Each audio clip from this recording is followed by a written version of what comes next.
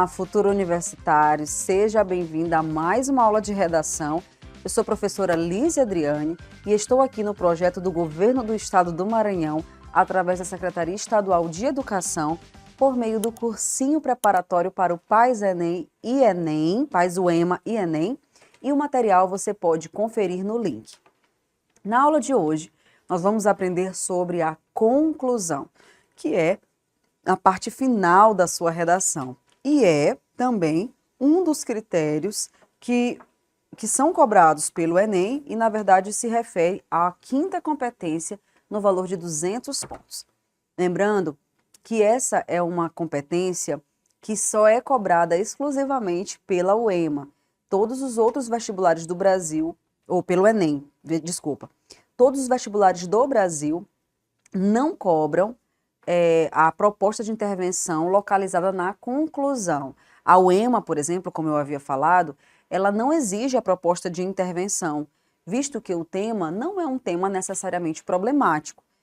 Se o Enem cobra essa proposta de intervenção, significa dizer que, muito possivelmente, você vai ter que levantar um problema ao longo da sua abordagem. Porque se é uma proposta de intervenção, de solução do seu problema, significa dizer que antes dessa proposta, você abordou todos os problemas, as nuances e as consequências dele. E aí, essa conclusão precisa obedecer a alguns critérios. Um deles é a obediência aos direitos humanos. Ou seja, o Brasil hoje é regido por uma Constituição Federal, que é chamada de Constituição Cidadã. E um dos fundamentos dessa Constituição é o amparo e a legalidade da dignidade da pessoa humana. O que significa dizer que todos nós aqui somos dignos e que a Constituição ampara direitos sociais que são inadiáveis, são indiscutíveis, como o direito à vida, direito à saúde, moradia, educação, lazer, trabalho, o direito de ter uma família, o direito de ser respeitado também. Então, toda proposta de intervenção, ela não pode ferir esses direitos humanos tão conquistados pela nossa Constituição Cidadã, que é uma das mais ricas e mais pródigas do mundo. E aí, na hora em que você for levantar a sua proposta, você precisa sempre alinhar isso aquilo que o problema está dizendo, mas sempre levar em consideração a justiça, a equidade, que a equidade é diferente, né, da igualdade. A gente vive num país desigual, mas o grande propósito é trazer um certo equilíbrio, que essas desigualdades não sejam tão discrepantes a ponto de essas pessoas sofrerem discriminações ou principalmente a privação de direitos essenciais. E aí, a gente tem também uma iniciativa, uma proposta de intervenção, sabendo que nós não vamos resolver todos os problemas do mundo em 6 linhas ou em 7 linhas, mas você precisa ali trazer um alinhamento mais ou menos identificável, mais ou menos perto da realidade, articulado principalmente com os 2 problemas que você levantou. Você não vai levantar uma solução diante de um problema que não foi discutido nos parágrafos anteriores. Além disso, você precisa trazer uma intervenção que proponha não necessariamente acabar com o problema. Por isso que expressões como medidas necessárias para acabar com o problema, elas não são tão válidas, porque se entende que você vai trazer no máximo uma intervenção diante daquilo que você levantou ali, e não resolver todos os problemas ou erradicar de uma vez por todas aquele problema. E aí, uma outra coisa que é analisada aqui dentro desse contexto é o que diz respeito às propostas. Todas as propostas, elas apresentam elementos, e o Enem cobra, na última competência, a colocação correta desses elementos, como, por exemplo, a ação, que é o que, o agente, que é o quem, o efeito para quê e o modo, que é o como. É interessante também falar que esse último elemento, que é o 5º elemento, ele diz respeito ao detalhamento. O detalhamento pode conter em uma dessas partes, tá? O detalhamento, ele pode estar na ação, ele pode estar no modo ou ele pode estar no efeito. O que eu sempre digo para o aluno, que ele faça o detalhamento no como, no modo. Porque na hora em que ele explica como que a solução deve acontecer, o passo a passo dessa solução, isso confere a ele um detalhamento. Mas eu também ensino o aluno a colocar o detalhamento no agente. Vou dar um exemplo. Se o agente for Ministério da Saúde, então eu coloco o Ministério da Saúde, responsável pelas políticas sanitárias do país. Isso é um detalhamento, porque isso eu estou ali descrevendo o que o órgão é, tá certo? Mas é interessante que esse detalhamento esteja muito bem visto e explícito ali em alguns desses elementos. E existem várias formas, aqui a gente coloca uma observação para vocês muito importante, existem várias formas de você propor uma intervenção. E você precisa, né, explorar aquela que mais se adeque ao tema ou ao seu projeto de texto, obviamente. Mas é preciso que fique claro que essa proposta, né, ela esteja ali explícita. Se você apenas constatar a falta de uma ação de um projeto, isso, é preciso que haja investimentos, tá? Mas investimentos em quê? Como? Quem vai fazer isso, tá? Então é preciso que aquilo que é colocado seja muito bem, né, detalhado e caracterizado ali.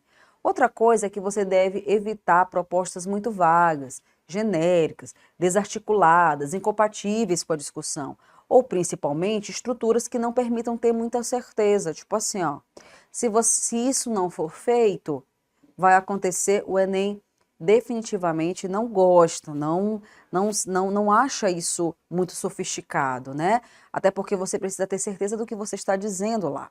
Então, evitem construções como essa. Então, você tem que deixar tudo muito claro ao apresentar o seu desejo de intervir sobre aquela realidade problemática.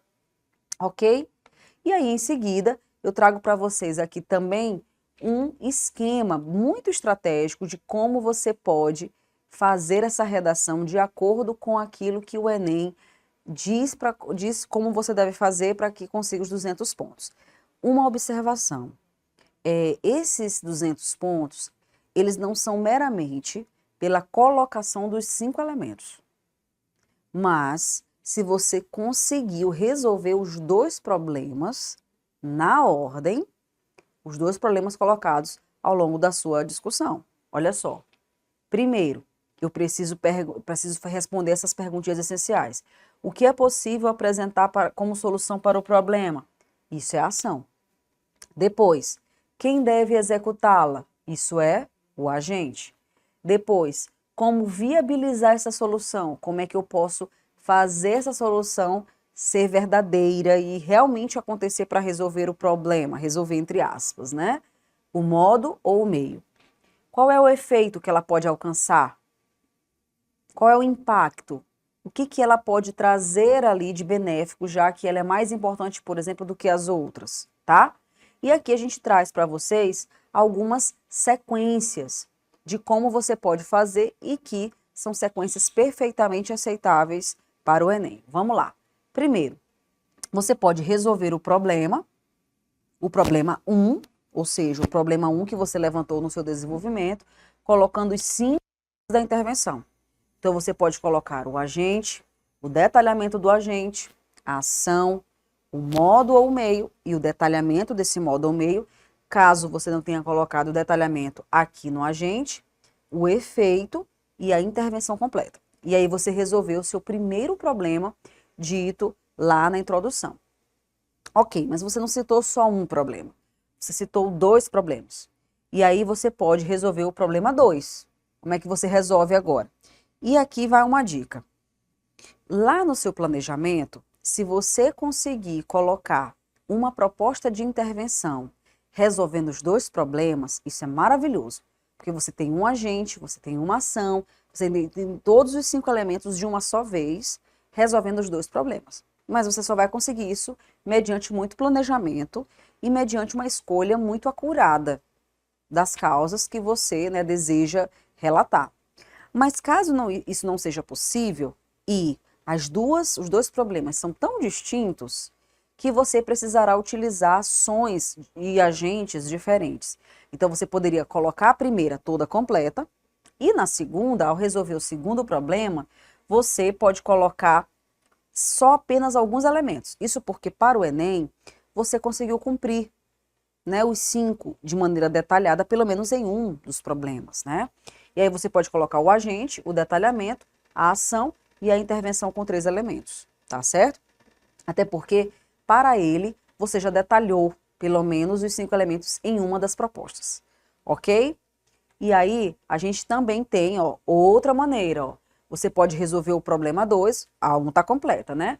E essa intervenção pode ser incompleta e não contar ali com os 5 elementos. Eu posso colocar agora o agente, posso colocar o detalhamento, a ação, o efeito e a intervenção com 4 elementos.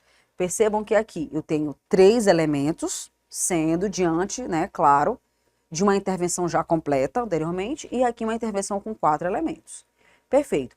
E aqui a gente traz para vocês um modelinho de como vocês poderão fazer isso, tá? Olha aí, ó. Portanto, são necessárias intervenções capazes de fomentar a valorização desses indivíduos na sociedade brasileira. Olha como eu tenho coesões referenciais desses indivíduos.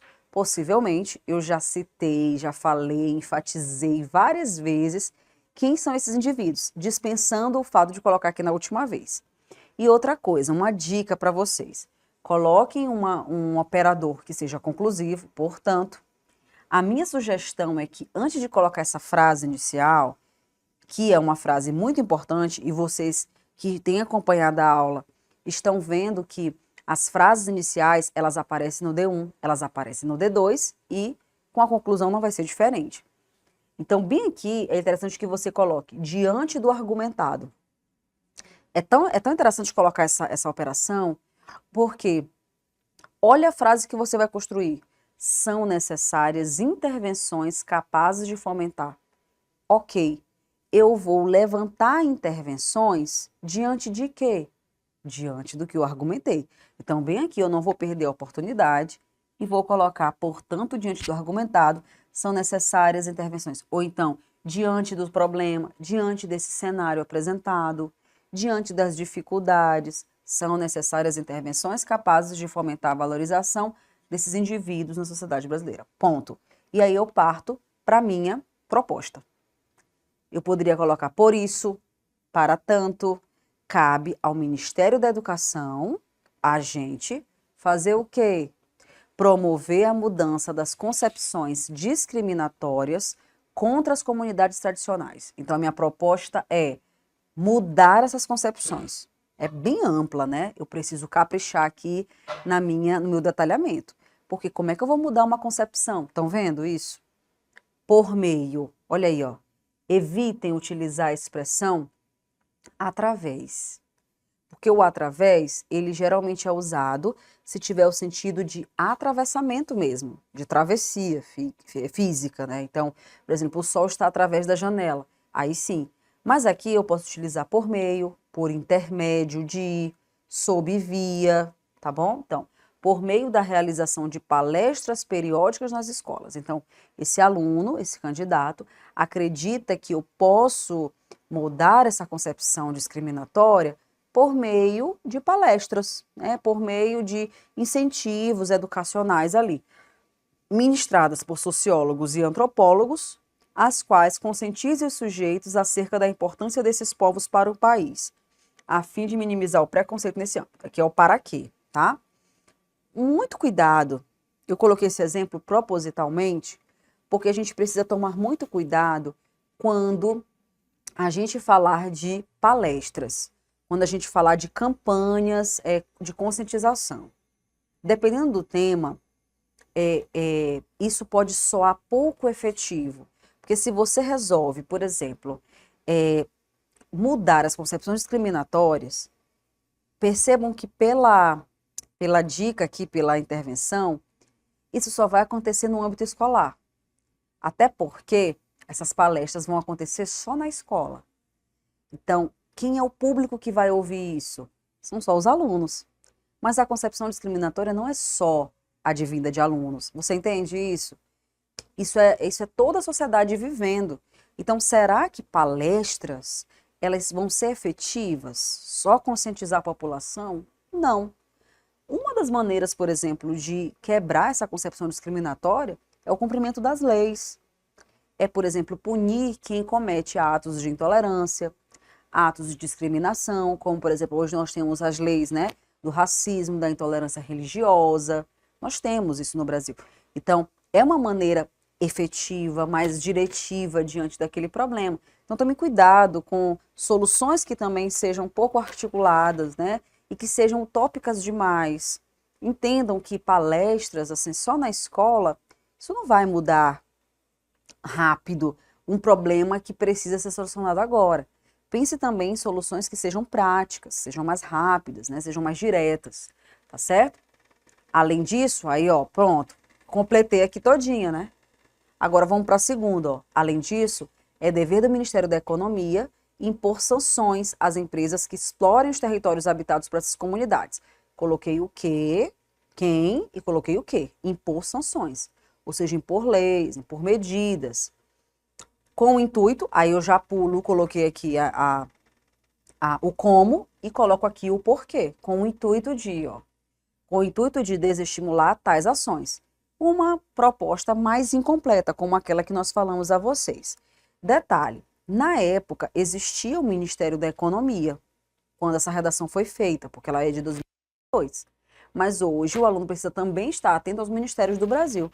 Então eu sugiro você a dar uma estudada nos ministérios que nós possuímos, Ministério da Educação, da Saúde, hoje é chamado de Ministério da Fazenda, Ministério do Meio Ambiente, que a gente também teve uma mudança nesse ministério, porque agora ele é chamado de Ministério do Meio Ambiente e do Clima, Ministério do Empreendedorismo, Ministério das Comunicações, que agora é diferente do Ministério da Ciência, e que outrora eles eram a mesma coisa, Ministério dos Povos Indígenas, que não existia e agora passa a existir também, Ministério do Trânsito, que antigamente compunha a pasta de infraestrutura. Então, o aluno precisa estar informado em relação a isso. Caso também você não consiga se lembrar do nome ministério, coloque aqui órgãos competentes pela economia do país, órgãos responsáveis pela conservação do meio ambiente, órgãos responsáveis pela política nacional, porque às vezes você não vai conseguir lembrar diretamente desse ministério, mas o quem precisa aparecer lá muito bem claro, ok? E aí, mais algumas dicas que eu posso dar para você sobre a proposta de intervenção é que você também estabeleça a quantidade de linhas necessárias para ela. Nas aulas anteriores, a gente havia comentado que se você fizer esse estabelecimento de linhas, fica mais fácil para que você desenvolva. Por exemplo, a introdução ela apresenta 7, o desenvolvimento 1, 8, o desenvolvimento 2, 8 e a conclusão 7.